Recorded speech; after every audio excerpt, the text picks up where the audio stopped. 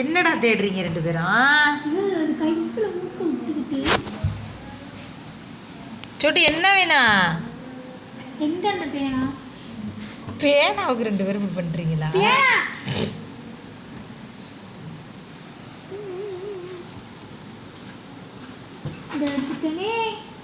எடுத்துட்டேனே பேனா வேணுமா பிள்ளைக்கு?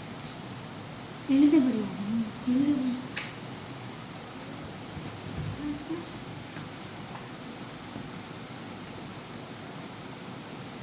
ஏமாத்தாம கொடுங்க. பிள்ளை ஏமாத்தாதீங்க, ஏமாத்தாதீங்க. ஆண்டி